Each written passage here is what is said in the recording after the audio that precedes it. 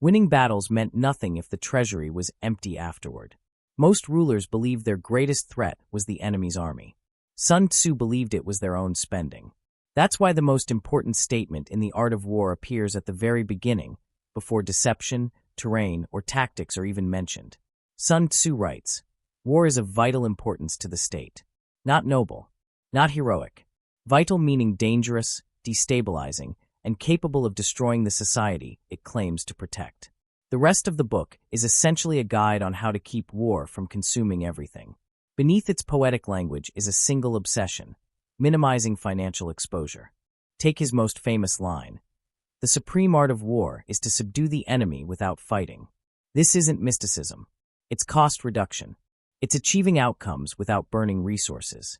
When he warns that no nation has ever benefited from prolonged warfare, he isn't moralizing, he's stating an accounting reality. The longer the war, the weaker the state. Speed matters because speed saves money. Intelligence matters because information is cheaper than armies. Psychological pressure matters because fear costs less than steel. Sun Tzu wasn't trying to win wars. He was trying to stop states from bankrupting themselves in the process. Before him, warfare in China was shaped by aristocratic ideals. Honor mattered. Ritual mattered. Economics barely entered the conversation.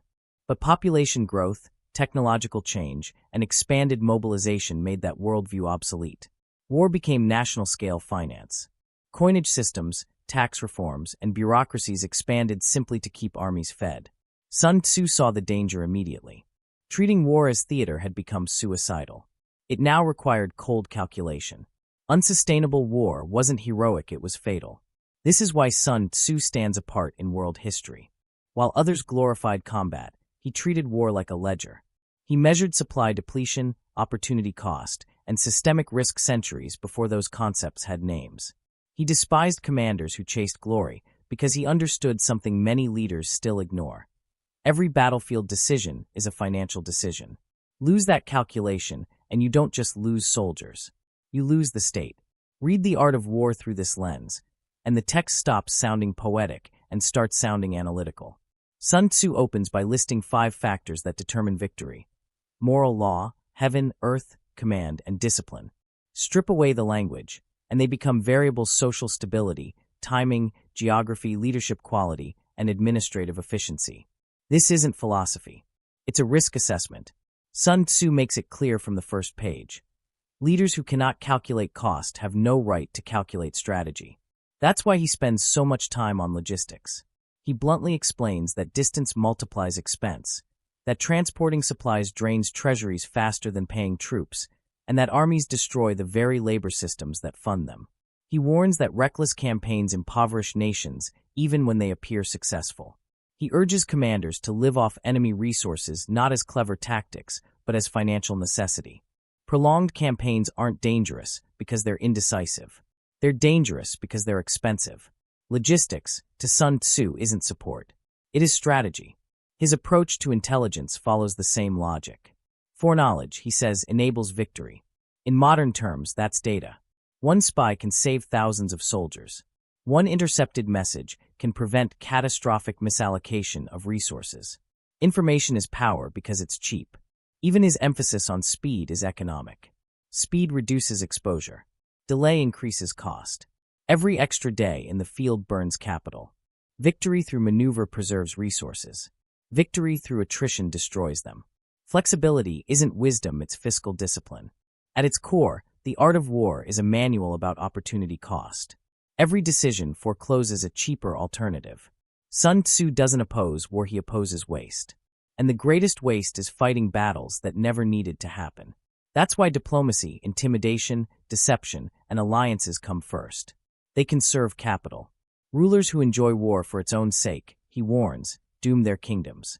Treat war like passion instead of liability, and you will eventually default. History proved him right. States that ignored economic reality collapsed under prolonged conflict. States that applied Sun Tzu's logic survived longer by avoiding financial exhaustion. And this isn't ancient history. The same mistake echoes through modern wars. Vietnam, Afghanistan, World War I. These conflicts weren't lost because armies were weak, they were lost because their economic models failed. Prolonged warfare hollowed out the state faster than the enemy ever could. Meanwhile, the tools Sun Tzu championed dominate modern strategy because they're cheaper. Intelligence operations, cyber warfare, sanctions, proxy conflicts, strategic deterrence, all aim to achieve outcomes without direct financial collapse. Sun Tzu would recognize the math immediately. His greatest insight was this: national power doesn't come from armies alone. It comes from economic resilience, the ability to absorb shock and keep functioning. Technology changes. The equation doesn't.